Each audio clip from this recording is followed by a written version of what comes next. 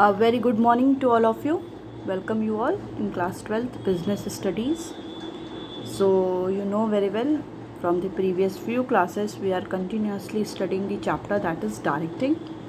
So in the last class we have discussed about the what is the meaning of the communication, features of the communication, and what are the different elements of the communication, as well as we have discussed the types of the communication. So a formal and informal we have discussed about the downward horizontal, vertical or informal communication, as well as we have also discussed about the informal communication, and we discussed that what is the basic difference between the formal communication and the informal communication. Okay, till here we have already discussed in the previous class.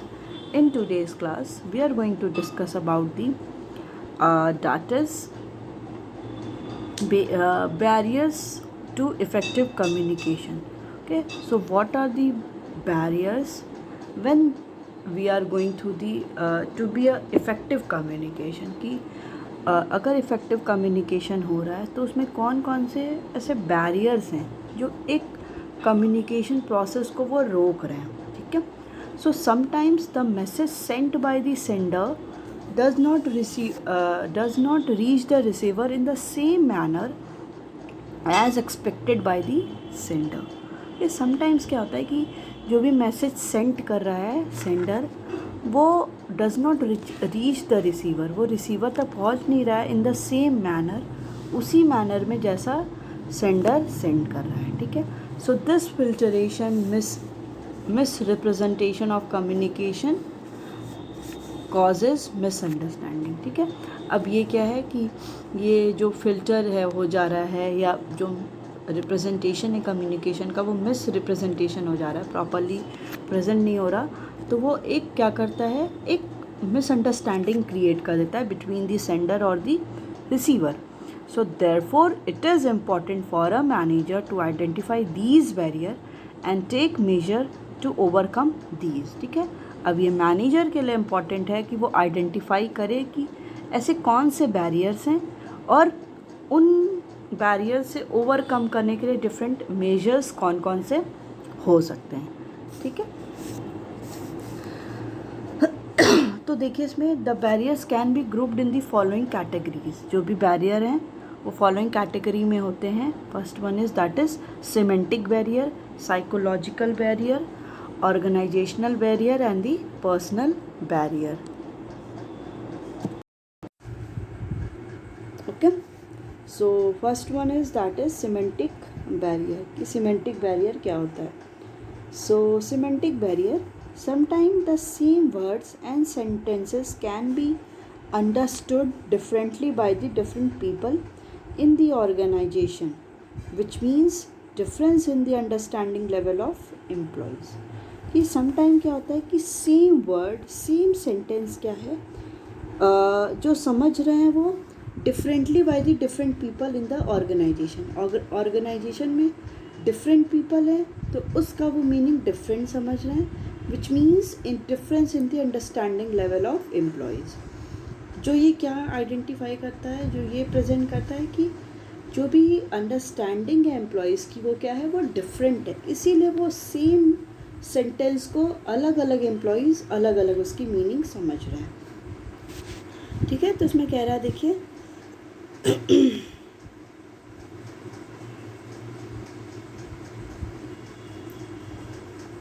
That is if the production manager announces in the meeting that there will be increase in the budget of production department, then employees may understand that their salary will increase, but manager may understand it that expensive machinery will be purchased. ठीक है, अब ये कह रहा है कि production manager announce कर रहा है मीटिंग में कि there will be increase in the budget of production department, कि अब जो प्रोडक्शन डिपार्टमेंट है उसका जो बजट है वो इंक्रीज़ होगा. अब इस लाइन से जो एम्प्लॉयज़ है वो समझ गए कि उनकी सैलरी इंक्रीज़ होगी. अब उनको लगा कि अरे वाह, मतलब अगर बजट इंक्रीज़ कर रहा है किसी भी प्रोडक्शन डिपार्टमेंट का मतलब तो सैलरी अब हम लोग की बढ़ जाएगी, इसीलिए उनका बजट बढ़ रहा है. ये कौन समझा? एम्प्लॉय समझे। बट मैनेजर में अंडरस्टैंड इट, मैनेजर क्या समझ रहा है कि that expensive machinery will be purchase, और जो मैनेजर हैं manager think that understand that कि अब क्या है कि नई मशीनरी को परचेज़ किया जाएगा and that will be expensive, वो कॉस्टली होगी।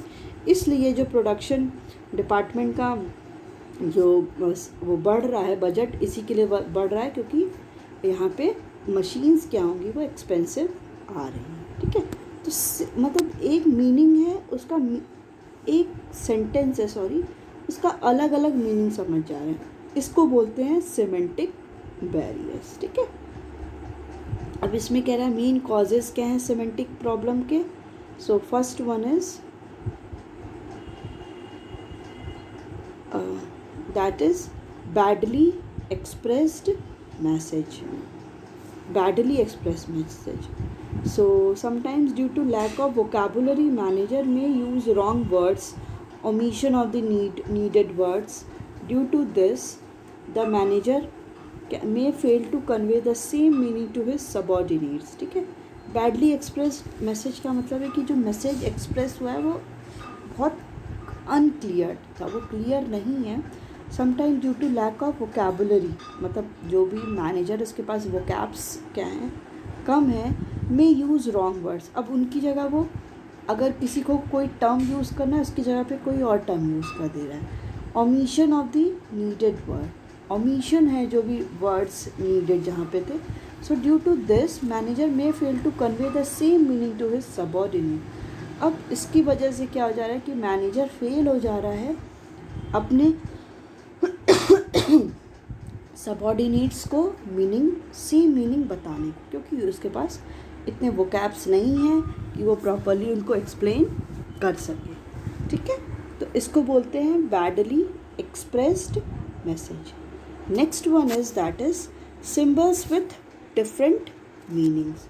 ठीक है, अब किसी भी ऑर्गेनाइजेशन में क्या है कि कोई भी बताना है, एक्सप्लेन करना है, तो डिफरेंट क्या है सिंबल्स को यूज़ किए जाते हैं। अब एक सिंबल का मीनिंग मैं कुछ और समझूंगी और दूसरा एम्प्लॉय क्या करेगा, वो कुछ और समझेगा। क्यों? क्योंकि सब अपने पर्सपेक्टिव के अकॉर्डिंग उसको थिंक करेंगे। So sometimes a word may have different meanings, कि जो वर्ड होते हैं उनकी डिफरेंट मीनिंग्स होती है। Receiver may understand the other meaning, receivers जो होते हैं वो उसी सिंबल्स का अलग अलग मीनिंग को समझ लेते हैं। फॉर एग्ज़ाम्पल प्राइस, देखिए जैसे प्राइस और प्राइज़, अब प्राइस और प्राइस में डिफरेंस है ना। प्राइस मतलब कोई भी कमोडिटी की प्राइस, प्राइस मतलब जो कुछ कोई अचीव करा उस पर प्राइस। अब जैसे आप लोग भी बहुत डिफरेंस गलती करते हो, principal and the principle, right RIGST और WRTE। तो ये सारे क्या हैं कि कभी कभी जो सिंबल्स यूज़ हो रहे हैं उनकी मीनिंग भी डिफरेंट पीपल डिफरेंट अंडरस्टैंड कर रहे हैं, यही होता है semantic barriers. Next one is that is faulty translation. So sometime the worker do not understand the language which is used by the manager, so worker get it translated.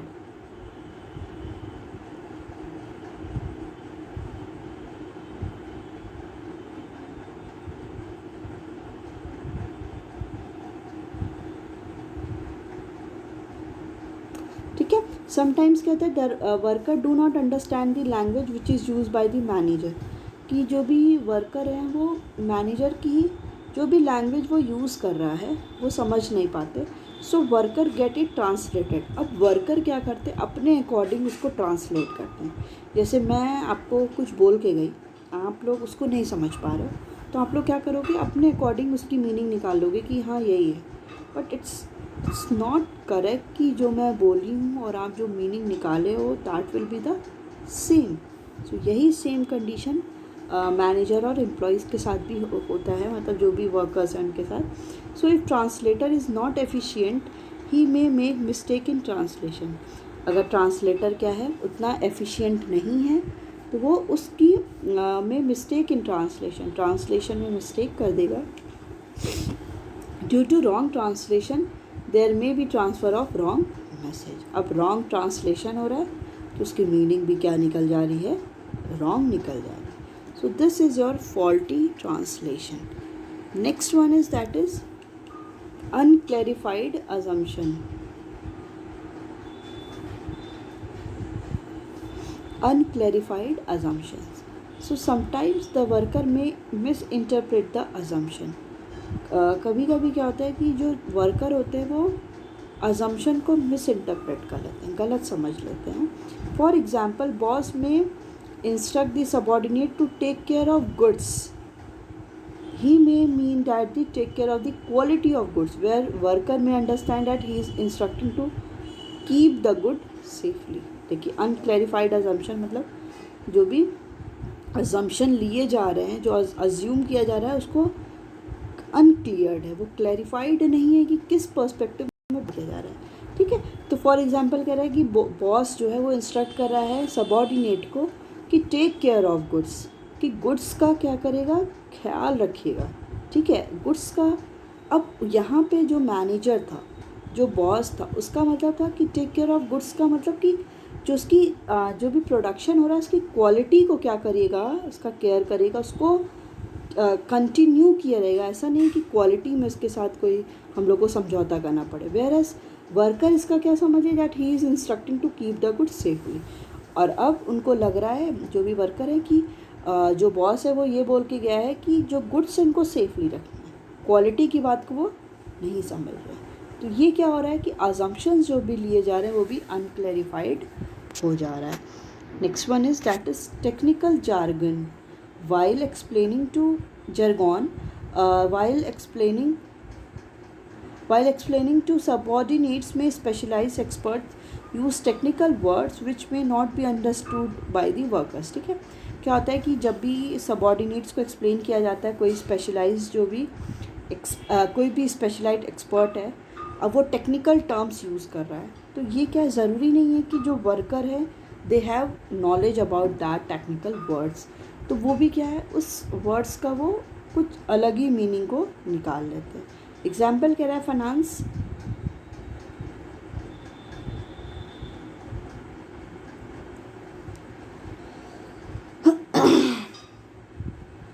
Finance manager announces EBIT is 20 crore which means earning before interest and tax. की earning जो हो रही है किसके, interest और tax को पे करने के पहले जो भी अर्निंग है वो 20 करोड़ है. A manager announces today there is a meeting of white collar employees, कि आज क्या है, जो भी वाइट कॉलर एम्प्लॉयज़ हैं उनकी मीटिंग है. That meeting of managerial level people.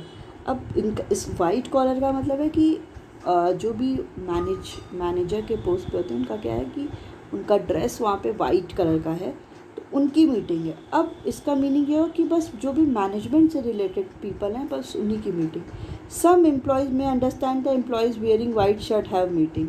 और सब वहाँ पे क्या लग रहा है कि जो वाइट शर्ट पहनते हैं उनकी मीटिंग है. अब जो भी मैनेजरियल लेवल पे होते हैं उनको बोला जाता है वाइट कॉलर एम्प्लॉयज़ है. ठीक है, तो इसका मतलब ये हुआ कि जो भी मैनेजरियल लेवल पे, मैनेजर के पोस्ट पे जो हैं उनकी मीटिंग है. अब इसका लोग समझ लें कि जो वाइट शर्ट पहनता है बस उन्हीं की मीटिंग हो रही है.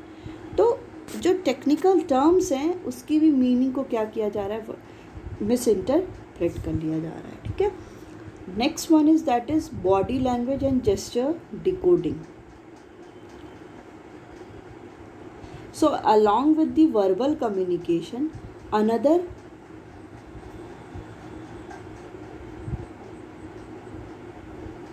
another important mode of communication is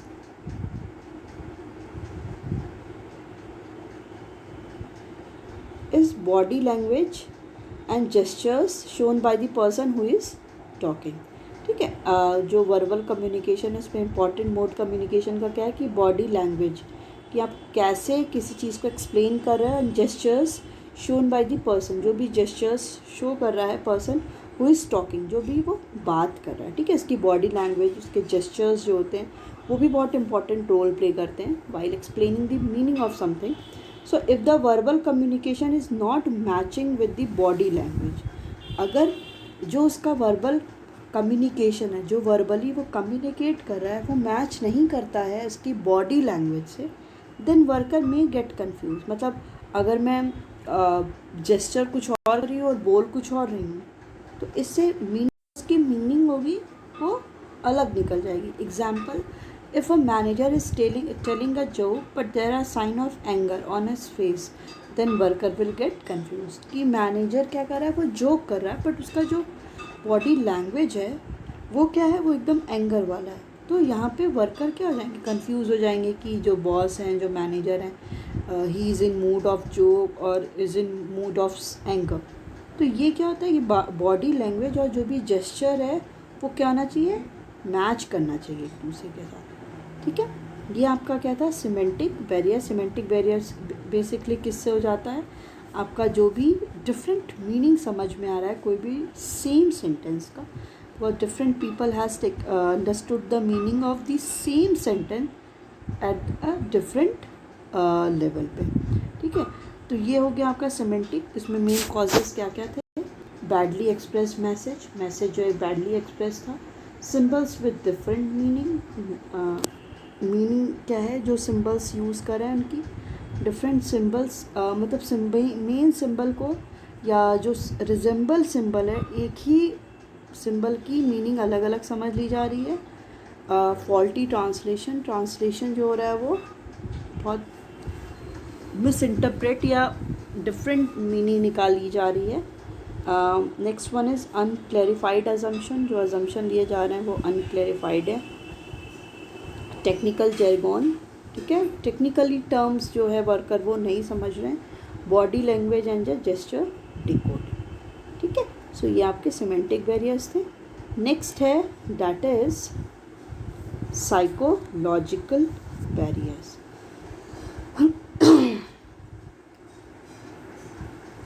so psychological barriers, emotion और the psychological factors also act as barriers to effective communication. Emotional और साइकोलॉजिकल जो फैक्टर होते हैं वो भी एक इफ़ेक्टिव कम्युनिकेशन के बैरियर की तरह लिया जाता है। ठीक है, so the state of mind has great influence over the information and it's reflection. जो माइंड का स्टेट है, सिचुएशन है, वो भी क्या करता है, उसका भी एक बहुत बड़ा इम्पॉर्टेंट एक इन्फ्लुएंस होता है ओवर द इंफॉर्मेशन।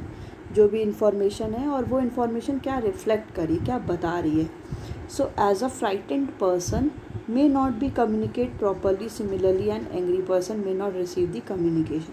अब कोई भी पर्सन बहुत ज़्यादा फ्रस्ट्रेटेड है, परेशान है, तो वो मतलब उसका मूड नहीं है, psychologically he is not fit, तो वो प्रॉपर कम्युनिकेट नहीं कर पाएगा। ठीक है, अगर एंग्री पर्सन है वो उस चीज़ को प्रॉपरली रिसीव नहीं कर पाएगा। जैसे कोई टीचर आपको बोल देता है, उसके बाद वो कुछ भी आपको समझाता है, that you are not able to understand all those things. क्यों? क्योंकि आपके अंदर कुछ और चल रहा है। तो ये क्या है, एक कम्युनिकेशन के लिए एक बैरियर हो गया। अब ये साइकोलॉजिकल बैरियर हो गया कि आप मेंटली कुछ और सोच रहे हो और जो भी कम्युनिकेट किया जा रहा है वो आपके दिमाग में जा ही नहीं रहा है उस टाइम। ठीक है, तो इसमें हम लोग बात करते हैं some of the psychological barriers क्या क्या हैं। So first one is that is premature evaluation.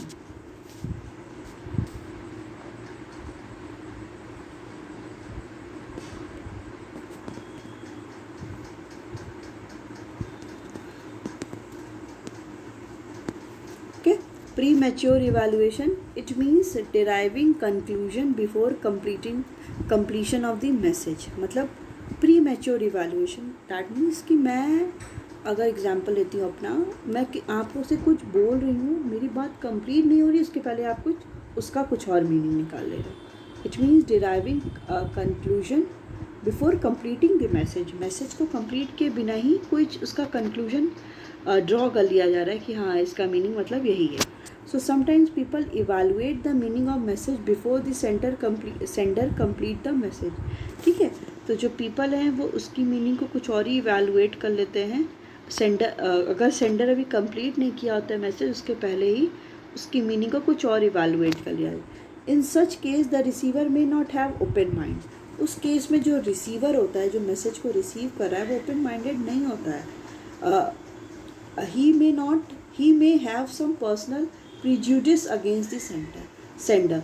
अब ये क्या है, एक पर्सनल, उस टाइम रिसीवर का एक पर्सनल प्रिजुडिस है अगेंस्ट दी सेंडर के बारे में वो कुछ अलग ही सोच रहा है. फॉर एग्जांपल, आपको अगर कोई टीचर नहीं पसंद होता है, कोई भी, ठीक है, तो आप उसके, अगर वो आपके फेवर में भी बात करेगा, आपके लिए अच्छे के लिए भी बात करेगा, तो भी आप उसको नहीं इंटरेस्ट लेके सुनोगे. वो समझा रहा है कि आपको ये करना चाहिए, वो करना चाहिए, but that you are not interested because you don't like him और हर. आप उसको पसंद नहीं करते हो. तो ये क्या है, क्योंकि आपने पहले से एक प्रेजुडिस बना लिया, आपने अपने मन में सोच लिया है कि अरे ये तो मुझे पसंद नहीं है, चाहे ये जो भी बोले मेरे को नहीं करना है. तो ये क्या हो रहा है, आप यहाँ पे ओपन माइंडेड नहीं हो रहा है जो रिसीवर है. ठीक है. So he may resist change, he jumps to conclusion without logical deduction from the situation. वो तुरंत ही क्या है, कंक्लूजन पे आ जा रहा है. जैसे कोई भी वर्कर, एम्प्लॉई क्या है, वो अगर किसी मैनेजर को पसंद नहीं करता है या को जो भी उसके कलीग है पसंद नहीं करता है, वो उनको कुछ भी बोलता है, देन वो तुरंत ही उसकी मीनिंग कुछ और ही निकाल लेता है. क्यों? क्योंकि वो तुरंत कंक्लूजन पे आ जाता है, अरे ये इनका जो भी है मेरे को नहीं सुनना है, या इनका कोई अच्छा नहीं बात है, ये मेरे बारे में ऐसे ही सोचते हैं, जो भी आप. तो ये क्या है, आप प्री मैच्योर इवैल्यूएशन है कि आप किसी की बात को बिना सुने ही आप उससे कुछ ना कुछ कंक्लूजन ड्रॉ कर ले रहे हो. ठीक है. Next one is that is lack of attention.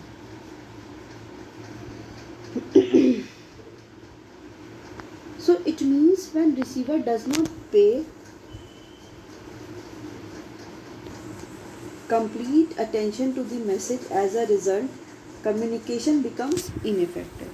कि क्या हो रहा है कि जब it means when receiver does not pay complete attention, कि जब रिसीवर एक कंप्लीट अटेंशन को रिसीव नहीं कर रहा है टू द मैसेज, किसी भी मैसेज के, so as a result communication क्या हो जा रहा है, वो इनइफेक्टिव हो जा रहा है. The reason can be pre occupied mind of receiver. क्यों? क्योंकि जो रिसीवर का माइंड है वो ऑलरेडी किसी चीज़ से प्री ऑक्यूपाइड है, वो ऑलरेडी कोई भी चीज़ उस बारे में सोच रखा है और वो उससे ज़्यादा उन चीज़ों को कंप्लीट अटेंशन नहीं दे पा रहा है. For example, when worker is giving suggestion regarding methods of the production, the manager is pre occupied with an important file. ठीक है. सो जब वर्कर क्या है, एक सजेशन दे रहा है कि मेथड्स ऑफ द प्रोडक्शन की कैसे प्रोडक्शन करना है, मैनेजर क्या है, वो प्री ऑक्यूपाइड है विथ एन इम्पॉर्टेंट फाइल. वो अपनी एक इम्पॉर्टेंट फाइल के साथ वो ऑलरेडी उसमें काम में लगा हुआ है. तो वर्कर क्या बोल रहा है प्रोडक्शन के बारे में, वो उस पर कोई भी बात पे ध्यान दे ही नहीं रहा है. Sometimes manager do not give attention due to extreme emotions. ठीक है. अभी कभी कभी क्या क्या होता है कि बहुत ज़्यादा मैनेजर अटेंशन भी नहीं दे पाता है बिकॉज ऑफ द किसी न किसी प्रॉब्लम से, या कोई भी इमोशनली वो कहीं ना कहीं या तो खुशी का कुछ सोच रहा है, या कुछ डिप्रेशन का सोच रहा है, या परेशान है. उन सारी चीज़ें उसके दिमाग में चल रही हैं, तो वो मैनेजर प्रॉपरली अटेंशन नहीं दे पा रहा है. दिस लैक ऑफ अटेंशन में डिसअपॉइंट दी एम्प्लॉयज़. अब यही, अगर सामने वाला आपकी बात ना सुने, आपको प्रॉपर अटेंशन ना दे, तो वो क्या कर देता है, वो किसी को भी डिसअपॉइंट कर देता है. तो सेम चीज़ एम्प्लॉयज़ के भी साथ होता है. So this is your lack of attention. Next one is loss by the transmission and the poor retention. So when communication passes through various levels, the result in filtering or loss of information. Okay, जब communication क्या है, पास हो रहा है through the various level, बहुत level से, so this result in filtering, this result is in filtering और loss of information. ठीक है. बहुत सारे लेवल पे जा रहा है, तो उससे क्या है, जो इन्फॉर्मेशन है वो क्या होती जा रही है, फिल्टर्ड होती जा रही है, इन्फॉर्मेशन लॉस होती चली जा रही है. Specially when information is oral. ठीक है. जब इन्फॉर्मेशन क्या है, व्हेन इज़ ओरल इन्फॉर्मेशन. जैसे फॉर एग्जांपल मैं आपसे कुछ बोली, अब आपको इन्फॉर्मेशन किसी और को देना है, किसी और को देना है, किसी और को, वो लंबा चलता जा रहा है. तो वो जो main information that I have given to you, वो क्या होती जा रही है, फिल्टर्ड होती चली जा रही है, और कुछ कुछ बात निकल जा रहा है, ठीक है। तो ये क्यों हो रही है ज़्यादा प्रॉब्लम, जब इन्फॉर्मेशन क्या है, ओरल है। वही सेम चीज़ अगर मैं रिटन में दे दूँगी, एक को दिया, उसने देखा, दूसरा देखा, तीसरा देखा, तो सेम मैसेज सबको जा रहा है, ठीक है। So specially when information is oral, manager may not be able to retain all information for a longer time. अब कोई भी इंडिविजुअल इतना कैपेबल नहीं है कि वो इंफॉर्मेशन को लॉन्गर पीरियड ऑफ टाइम तक उसको वो कंटिन्यू कर सके। सो दे में इग्नोर और misinterpret some of the information when they are not interested, ठीक है। सब क्या हो जाता है, दे में इग्नोर, वो इंफॉर्मेशन को इग्नोर कर देता है, मिस इंटरप्रेट कर देता है सम ऑफ द इंफॉर्मेशन को when they are not interested, जब वो इंटरेस्टेड नहीं होते हैं, ठीक है। Next one is that is distrust.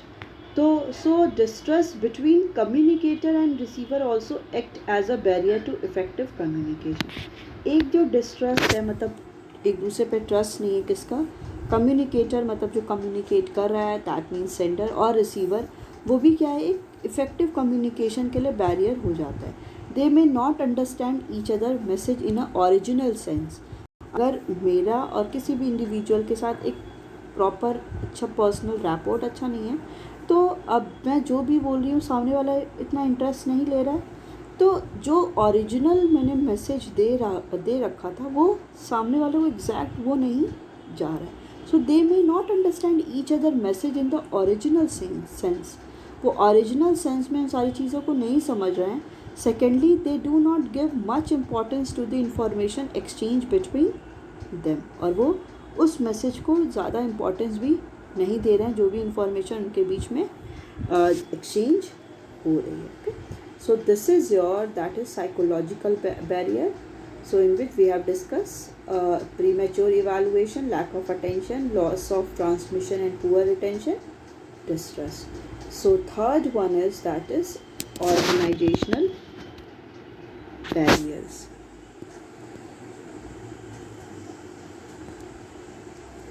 So organizational barrier related to, that is factor related to organizational structure, authority relationship, rules regulation may act as barriers to effective communication, ठीक है। अब जो भी फैक्टर रिलेटेड किससे हैं, organisation के structure से, authority relationship, जो भी अथॉरिटी रिलेशनशिप हैं, रूल्स हैं, रेगुलेशन हैं, वो भी क्या होते हैं, कभी कभी एक इफ़ेक्टिव कम्युनिकेशन के बीच में बैरियर्स हो जाते हैं। So some of the organisational barriers, कुछ ऑर्गेनाइजेशनल बैरियर्स क्या हैं, दैट इज़ ऑर्गेनाइजेशनल पॉलिसी।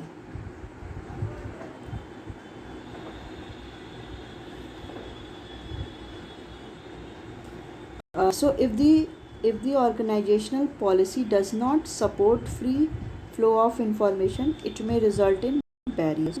अगर इंफॉर्मेशन जो ऑर्गेनाइजेशनल पॉलिसी है वो ये सपोर्ट नहीं करी कि इंफॉर्मेशन जो है फ्रीली फ्लो करे, तो इसमें क्या हो जाता है, कभी कभी वो एक बैरियर की तरह हो जाता है। For example, in centralised organisation most of the information remain at the top level, ठीक है। सेंट्रलाइज, जहाँ पे ऑर्गेनाइजेशन सेंट्रलाइज्ड है, ऑर्गेनाइजेशन जो सेंट्रलाइज्ड है, जो भी organisation, most of the information remain at the top level only, तो ज़्यादातर जो इन्फॉर्मेशन होती है वो टॉप लेवल पे ही होती है। So people at lower level may not be able to communicate freely in centralised organisation. अब जो भी पीपल लोअर लेवल पे हैं, they are not able to communicate, वो फ्रीली कम्युनिकेट नहीं कर पाते इन द सेंट्रलाइज्ड ऑर्गेनाइजेशन में, ठीक है। So this is your organisational policy. Next one is that is rules and regulation.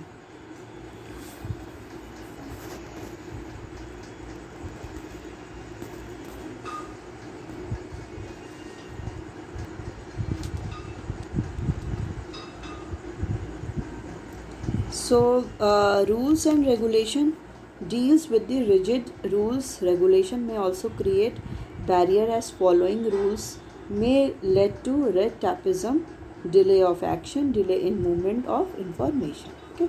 अगर जो भी rules and regulations ड्रॉ किए गए हैं ऑर्गेनाइजेशन में, वो भी कभी कभी क्या हो जाते हैं, एक बैरियर हो जाते हैं कम्युनिकेशन में, बिकॉज इसमें रेड टैपिज्म हो जाता है कि सारी इन्फॉर्मेशन क्या है, एक हायर अथॉरिटी को ही मिल रही है, और लेवल और लोगों के पास इन्फॉर्मेशन नहीं जा रही है, एक्शन जो लिया जा रहा है उसमें डिले हो जा रहा है, और जो भी इन्फॉर्मेशन जो है वो भी उसमें भी डिले हो जाता है।